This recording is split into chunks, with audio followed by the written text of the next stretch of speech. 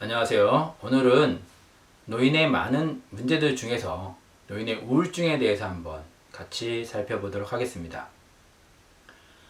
노인이 되면은 우리가 노화로 인해서 심리 정서적인 우리가 문제들로 그 가운데 하나가 우울증이 발생할 수 있다고 이야기를 했고, 최근에 이런 노인의 우울증이 점점 급증하고 있는 이러한 사회적인 현상으로 인해서 또 다른 사회 문제로 이야기가 되고 있다라고 이야기했었습니다.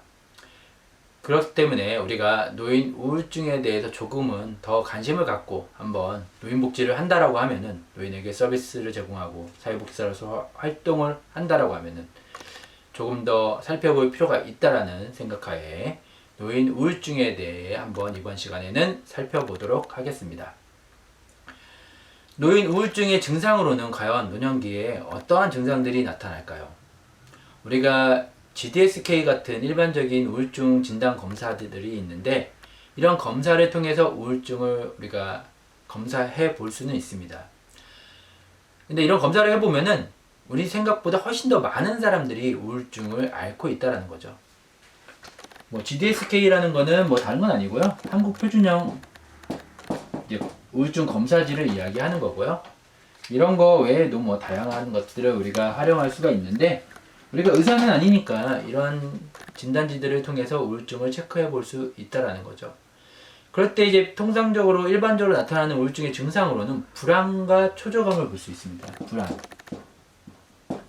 불안, 초조.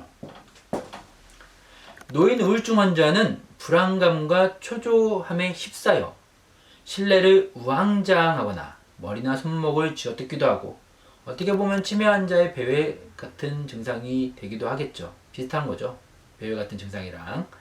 그래서 말을 걸어도 제대로 응답하지 못하며 혼돈 상태에 빠지는 경우들도 있다라는 겁니다. 그래서 결국은 좀 심한 경우들도 있지만은 우리가 가장 기본적으로 느낄 수 있는 증상은 불안함과 초조함이라는 거예요.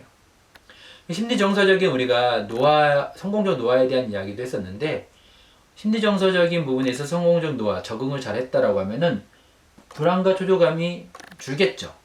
결론은 성공적 노화가 잘 이루어질 때 노인의 우울증도 줄어들 수가 있다라는 겁니다.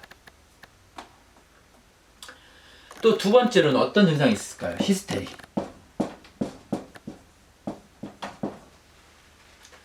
그래서 신체 증상, 불면증, 식욕부진 등을 호소하며 히스테리 증상으로 오해받을 수 있다는 거예요. 히스테리.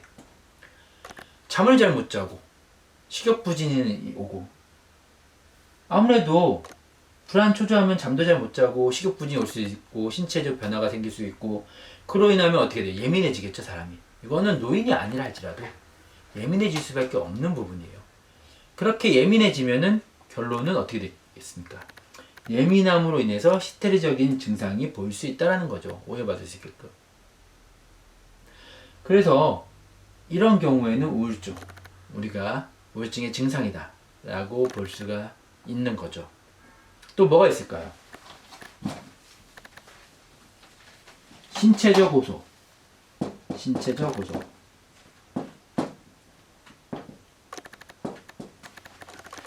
여러 신체 기관의 불쾌감, 그러니까 만성질환이 있다고 했잖아요. 다시 이야기하지만 성공적 노화가 되면 우울증이 감소할 수밖에 없는 게, 성공적 노화와 정반대 이야기들을 하고 있는 거죠, 지금.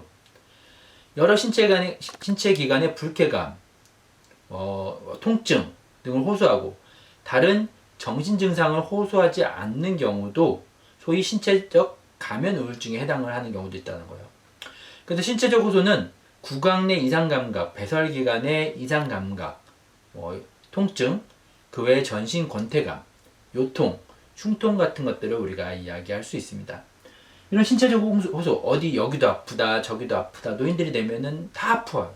그래서 여기도 아프다, 저기도 아프다, 이렇게 이야기를 많이 하죠. 그런 부분들이 신체적 호소인데, 이렇게 몸이 아프기 시작하면은 결국은 이 또한 우울증 증상 중에 하나로 이어지는 거죠. 물론 신체적 호소가 있다고 무조건 우울증은 아니에요. 하지만 이런 증상들이 다 복합적으로 계속 지속되면은, 신체적 호소가 지속되고 히스테리 증상적인 부분들이 계속 발생을 하고 불안과 초조가 발생을 하고, 이게 계속 지속되면 결국은 우울증이 된다라는 겁니다. 그렇기 때문에 이런 것들이 우울증의 증상이라고 우리가 이야기를 하는 거죠. 또 우리가 망상 경향의 강화 뭐 이런 것들도 이야기하는데 이건 뭐 치매 증상이기도 한데 망상. 우울증이 생기면은 치매가 아니라 할지라도 망상이 생길 수 있다는 거예요. 그래서 우울증의 3대 망상이라고 하는 게 있는데 심기망상, 그 다음에 빈곤, 그 다음에 우리가 제어, 이런 망상들을 이야기합니다. 그래서 뭐 그 외에도 기타 망상들이 있을 수 있는데 뭐 공동체에서 배척당했다는 피해망상, 부정망상, 지책, 불사망상 뭐 이런 것들.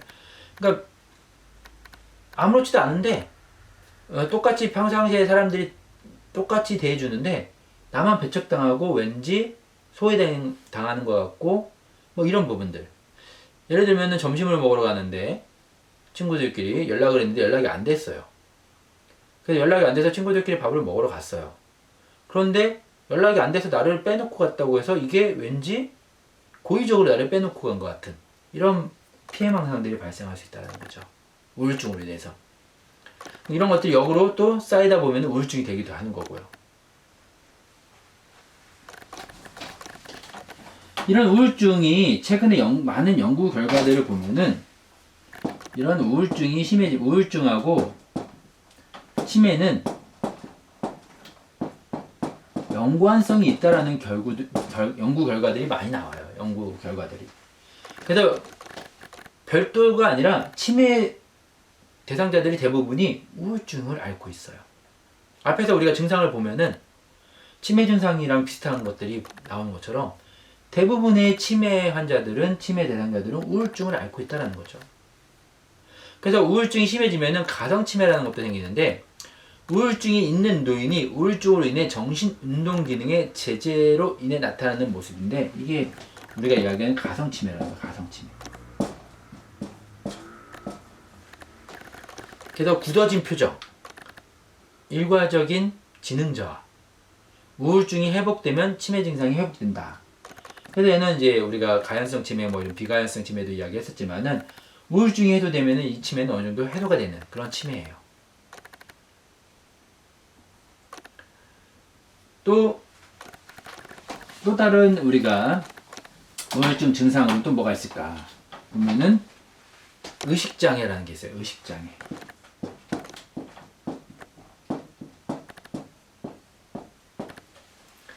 노년기 우울증으로 인한 의식장애가 발생하는데 선망이라든가 우울증으로 인한 착각, 환각, 불안 같은 증상들이 나타날 수 있다는 거죠. 그래서 10%의 빈도로 발생을 하고 우울증에 의한 정신상태 악화로 발생을 할 수도 있다는 거예요. 또 치료제에 포함된 중추성 항콜린 작용에 의해서 발생을 하기도 한다랍니다. 다양하죠. 그 다음에 또 우리가 우울증의 증상을 살펴봤다면 이제는 우울증의 원인을 한번 볼게요. 원인. 우울증의 원인이 과연 무엇이냐. 아직까지 뭐 100% 정확하게 원인을 밝혀내기는 어렵지만은 몇 가지 원인들이 있는데 첫 번째가 유전적 요인이에요. 유전적. 참 이게 저도 이게 과연 맞나라는 생각이 들기는 하지만은 학자들이나 많은 연구 결과에 의해서 유전적 요인이 있대요. 그래서 일반 대상자에 비해 노인 우울증 환자와 연관성이 낮긴 한데 유전적 요인으로 노년기 우울증이 발생한다고 보기는 어렵다는 거예요. 그래서 결국은 유전적 요인으로 노년기 우울증이 발생한다고 보기는 좀 어려운데 그래도 유전적 요인이 있다라고 얘기를 하네요. 그러니까 뭐 꼭 유전적 요인으로 인해서 노년기 우울증이 발생한다라고 우리가 이야기할 수는 없지만은 유전적 요인도 있다라는 거죠. 연관성은 그렇게 높진 않지만 있다라는 거예요. 일부. 결론은 그거죠. 말이 어려웠는데 유전적 요인이 있는데 연관성이 높진 않고 일부 있다. 이렇게 보시면 되겠죠. 그 다음에 두 번째가 이제 환경 요인.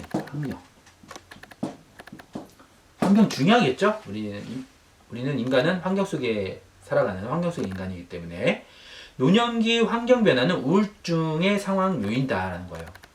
가장 대표적인 게 우리 많이 이야기했던 배우자의 죽음, 상실, 본인의 존재에 대한 위협으로 지각하여 우울증이 발생한다는 거고요. 그래서 배우자의 상실이나 인물 상실 외의 역할, 일, 재산, 건강, 생활 습관을 잃어도 우울증이 발생할 수 있다는 거예요. 건강하던 노인이 갑자기 와상 노인이 된다든가 이럴 경우에는 우울증이 발생할 수 있다라는 거죠. 건강했던 노인인데 와상 노인이 되면은 당연히 우울증이 발생할 수밖에 없지 않겠어요. 우리가 우리가 성공적 노화에 대한 이야기들을 했었는데 독립성, 자립 다 그런 부분들과 반대로 진행이 되는 거죠. 성격 노인, 아무래도 긍정적인 성격이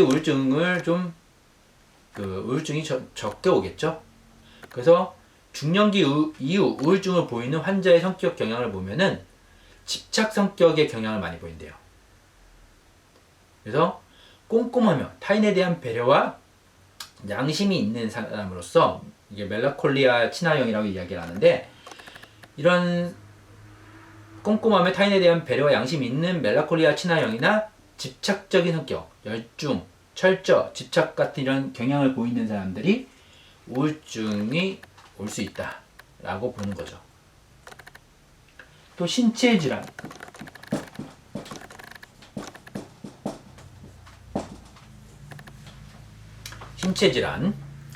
노년기 신체 질환으로 인한 우울증이 발생을 하고, 우리가 신체 질환의 한 증상으로 우울 상태가 지속되며, 그 다음에 신체 질환을 시민으로 하는 우울증이라든가 신체 질환에 의해 유발되는 우울증 같은 것들이 있다라는 거죠. 또 신체 증상이 앞서 나타나는 우울증도 있고요. 그래서 결국은 신체 질환으로 인해서 우울증이 발생하는 경우들이 많이 있다. 또 내기질병변이라는 우리가 원인을 이야기하기도 합니다. 또 다른 우울증의 원인으로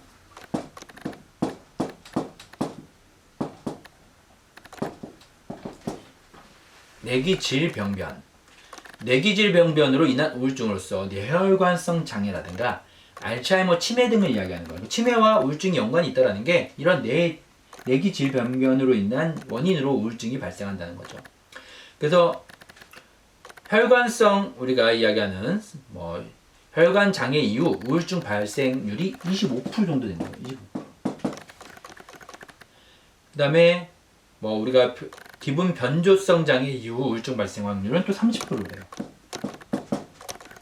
뇌에 영향을 받는 거죠. 그래서 65세 이상 노인 중 치매 증상을 보이는 입원 환자 중 알츠하이머 치매, 뇌혈관성 치매 대부분의 환자가 경과 과정에서 우울증이 발생한다라고 보는 거죠. 치매와 우울증은 연관이 있다. 우리가 일반적으로 그렇게 이야기를 하는 겁니다. 그 외에도 인구사회학적 특성,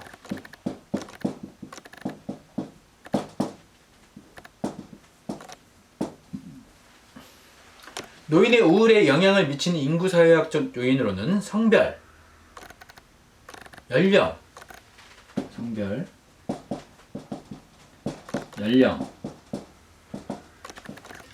교육 수준, 종교 유무, 배우자 유무, 동거 형태 같은 것들이 있다라는 거죠. 남자와 여자 중에 우울 수준이 누가 더 높을까요? 성별에서는 대부분의 연구 결과를 보면은 남성 노인보다 여성 노인에게 우울 수준이 높게 나타난다는 거죠. 또한 연령이 낮은 노인보다 연령이 높은 노인이 우울 수준이 높고, 배우자 아까 조금 이야기했잖아요. 사별한 노인이 가장 높은 수준을 보여주고 있다는 거예요. 또한 학력이 높아질수록 상대적 우울 수준이 낮아진다. 고학력일수록 우울 수준이 낮아진다라는 거죠. 또한 종교적인 유무, 종교가 있는 경우가 우울 수준이 더 낮다라는 거예요. 그래서 인구사회학적 이런 특성, 성별, 연령, 교육 수준, 결국은 우울증을 우리가 오지 않게 예방하기 위해서 어떻게 해야 돼요? 성별이나 연령은 내가 어떻게 할 수 있는 게 아니잖아요. 그러면은 종교를 갖는다라든가 여가 생활을 하고 성공적 노화를 우리가 하면은 사실 우울증을 예방할 수 있는 거예요. 더 많은 공부를 하고 이런 것들이 우리가 성공적 노화를 하면은 우울증을 예방할 수 있다. 이렇게 되는 거겠죠. 또 다른 요인으로는 인구사회학적 요인 외에 또 뭐가 있을까요? 건강 요인. 비슷한 얘기들이죠. 아프면 우울증이 더 올 수밖에 없다라고 앞에서 이야기한 것처럼 노인의 건강 상태는 우울감에 직접적인 영향을 준다라는 거죠.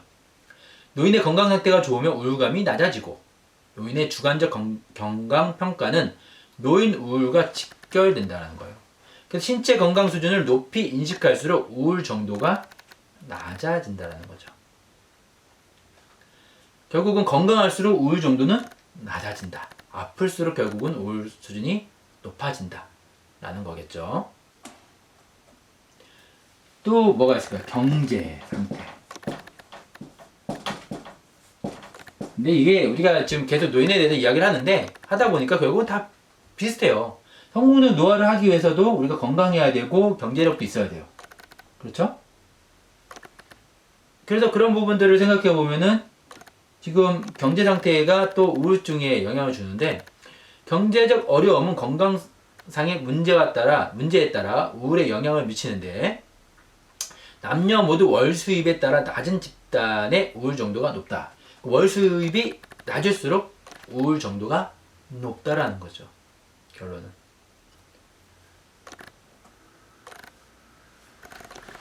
또 다른 관련 요인들이 뭐가 있을까요?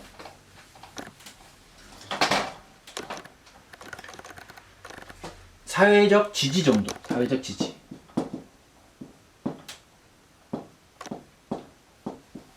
그렇죠. 사회활동. 그러니까 다른 말로 하면 사회활동. 사회활동을 아까 종교도 관련이 있다고 사회적 우리가 부분 이야기했는데 사회활동을 많이 할수록 우울증은 낮다라는 거죠. 우울증의 발생 빈도라든가 우울증 수준이.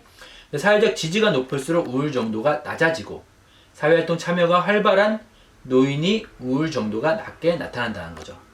사회적 지지는 개인의 심리 적응을 돕고 문제 해결 능력을 강화하여 우울에 영향을 미친다라고 보는 겁니다. 우울에 영향을 미친다. 또 다른 부분, 심리적 상태.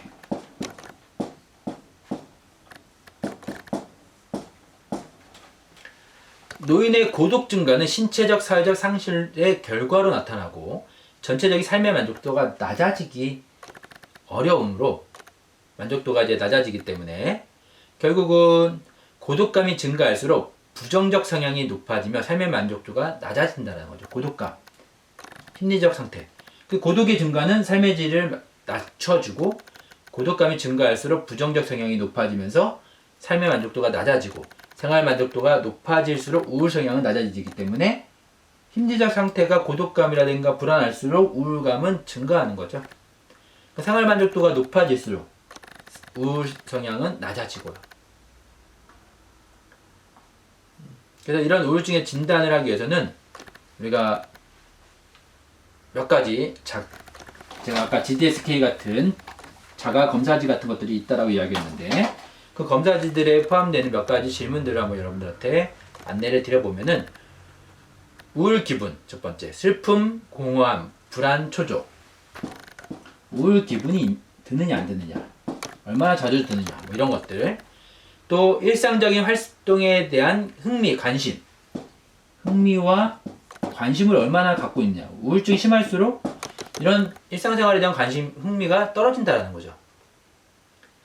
그리고 현저한 체중의 감소 증가, 체중 변화. 체중 변화가 심하면은 너무 감소하거나 너무 증가하면 이것도 우울감이 있다라고 보는 거죠.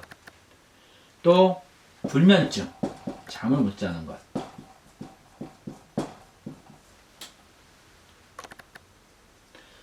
또는 반대로 수면 과다, 잠을 너무 많이 자는 거.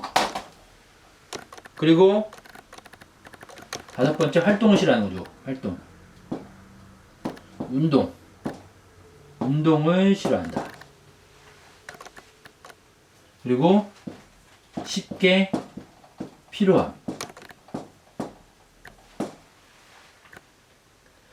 또 뭐가 있을까요? 우울증 진단을 할 때 우리가 필요한 조사 설문 내용들이. 또 비관적 생각.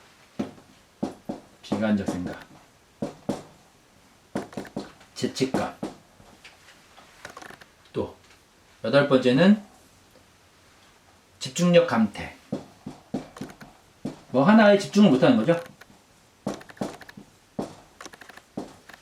이런 것들이 다 해당이 되면 우울증이라고 봐야 되는 거예요. 또한 우울증이 좀 문제가 되는 게 자살로 이어질 확률이 높다는 거죠. 우울증이 심해지면 자살로 이어질 확률이 높다는 거예요. 그래서 결국은 또 우울증 진단할 때 자살을 언급하는 일이 많아지느냐, 이런 것들도 우리가 같이 살펴봐야 되겠죠. 그래서 우울증의 진단 파악을 위한 우울 상태를 보면은, 우울 상태가 파악되면 신체 질환, 내기질병변 검사를 실시, 생활 상황, 일상생활의 변화, 시민성 및 반응성 우울증 감별을 통해 내인성 우울증을 검토한다. 우울증에 대한 진단은 병원에 가서 우리가 지금 이야기한 것처럼 하는 게 제일 정확한데, 우리가 그렇게까지 할 수 없다라고 하면 한국형 노인 우울검사 척도 같은 GDSK, 제가 아까 계속 언급했던 이런 척도들을 활용해서 우리가 노인성 우울증을 진단할 수 있다는 거죠. 물론 GDSK 한국 노인에 대한 우울증 척도도 있지만은, 이런 우울증 검사는 일반 우리를 대상으로 하는, 일반인들을 대상으로 하는 노인이 아니라 일반인을 대상하는 우울증 검사 척도도 있어요. 그래서 노인 우울을 측정하는 도구를 중심으로 우리가 측정 진단을 해볼 수가 있고, 한국 노인에게 맞춰 이런 노인성 진단 척도가 나와 있다라는 겁니다. 그럼 이런 노년기 우울증의 치료는 어떻게 해야 될까요? 우리가 뭐 정신치료 아니면은 약물치료, 이런 것들을 할 수가 있겠죠. 치료에 대한 부분들은, 이 우울증을 치료하기 위해서는 결국은 정신치료나 크게 우리가 약물치료를 이야기할 수 있어요. 사회복지 쪽에서는 사실은 정신치료, 상담이라든가 이런 것들을 제공하는 거고, 정신과 병원 같은 경우에서는 우리가 약물치료를 제공하겠죠. 노인 우울증 환자와 논의할 문제로 노화와 관련된 여러 상실과 스트레스에 직면하여 어떻게 적응해야 하는지에 대한 부분들을 상담을 해주는 거고, 또 환자의 상실을 어떻게 경험하고 상실에 대한 애도가 어떻게 처리되었는지를 우리가 검토하고 상담, 사례관리, 노인들에 대해서 서비스를 제공하면 되겠죠. 그래서 이러한 노인들에게는 인지기능 장애가 있거나 우울증 환자는 필요한 도움말이나 건강한 방어기제를 사용하기도 하는데, 지지적이고 보살핌을 주는 환경을 마련하며 정신치료가 필요하다는 거예요. 그래서 항우울 약물 사용에 대한 수능도 긍정적인 치료 관계가 있어야 효과적이다. 약물 치료를 하는 것도 좋은데, 이 항우울 약물 같은 경우에는 사람을 무기력하게 만들 수도 있어요. 그래서 약물 치료만 하는 것보다는 우리가 약물 치료를 병행하면서 상담과 같이 적응할 수 있게끔 도와주는 게 제일 좋다라는 거죠. 그 외에도 인지치료 형태로 우리가 우울증은 세 가지 중요한 인지 형태에 따라 환자와 자신과 주위 환경을 비합리적이고 왜곡된 관점에서 보게 되는데, 세 가지 왜곡된 형태가 뭐냐면은, 우리가 인지치료를, 우울증을 치료하기 위해서 인지치료도 하는데 자신을 우선 부정적으로 봐요. 자신을 부정적으로. 이 우울증 환자들의 공통적인 부분이 인지 상태가 자신을 부정적으로 본다는 거죠. 그리고 자신이 경험한 여러 가지 경험들에 대해서도 부정적으로 봐요. 또 뭐가 있냐면 미래에 대한 부분을 부정적으로 봐요. 그래서 이런 것들을, 왜곡된 인지에 대한 부분들을 다시 바꿔주는 게 인지치료인 거죠. 그래서 우울증에 대한 부분들을 이걸 바꿔줘야 되는 거예요. 그래서 부정적 사고 체계를 바꾸는 5가지 5단계 방법들이 있는데, 이렇게 부정적으로 보잖아요. 그래서 이 부정적인 방법들을 스스로 살피는 방법을 배우는 거예요. 스스로 살피는 거. 스스로 살피고, 그리고 부정적 사고와 우울증, 부정적 사고와 우울증의 관계를 인식해야 된다는 거죠. 인식하게끔 해주는 거예요. 그리고 세 번째, 특정 자동 사고에 따르거나 거부하는 증거를 살핀다. 거부 증거.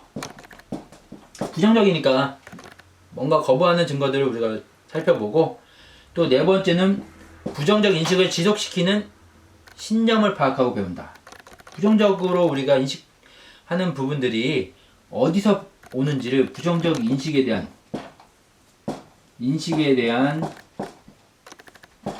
신념을 파악한다. 이 우울증 대상자가 어디서부터 우리가 부정적 인식을 하고 있는 그런 부분이 있는지 한번 파악을 해야 되는 거죠. 또한 우울증에 대처하는 현실의 바탕을 둔 적응 대책을 개발한다. 뭐 이렇게 5가지 단계로 우리가 이야기를 하는데, 이거는 뭐 우리가 현장에서 사실은 일반적인 우리가 우울증 치료까지 직접 진행하기는 어렵기 때문에 뭐 인지치료적인 부분들이 이렇게 다 이렇게 하진 않고, 우울증을 우리가 감수할 수 있는 긍정적 사고와 여가 활동 같은 것들을 우리가 제공할 수 있지만은 전문적인 상담까지 제공하는 데는 좀 한계가 있다라고 보시면 돼요. 이래서 인지치료나 행동치료 같은 경우는 이런 치료사, 심리치료사라든가 상담사라든가 이런 사람들, 아니면은 정신과 병원의 의사들이 이제 주로 제공을 많이 하죠. 우리는 이제 연계와 관리 감독을 하는 게 더 많다라고 보실 수 있겠죠. 그래서 이런 부분들, 또 행동치료라는 것도 있고, 그 외에도 뭐 집단치료, 그러니까 우울증을 우리가 치료하게 될 집단치료. 그러니까 저는 노인 지금 주야간 보호라는 센터를 운영하고 있기 때문에 저희 어르신들은 대부분 치매, 우울증이 어느 정도 다 있겠죠. 그래서 집단치료를 하는 거예요. 이들에게 웃음치료를 제공한다든가 이런 것들도 다 집단치료예요. 정보를 나누고 자기평가를 강화시키고, 그러니까 긍정적인 사고를 하게끔 계속적으로 우리가 프로그램을 제공하는 거죠. 이런 것 정도, 집단치료 정도는 우리도 현장에서 해야 되는 역할이라고 볼 수 있겠죠. 이런 우울증을 예방하기 위해서는 결국 성공적 노화, 결론적으로 한마디만 하면은 성공적 노화죠. 우울증을 예방할 수 있는 방법. 경제적 요인, 건강 관련, 사회적 관계만 다 뭐예요? 성공적 노화가 되면은 우울증을 예방할 수 있다. 그러니까 이렇게 보시면 될 것 같습니다. 이상 오늘은 여기까지 하고 마치도록 하겠습니다. 수고하셨습니다.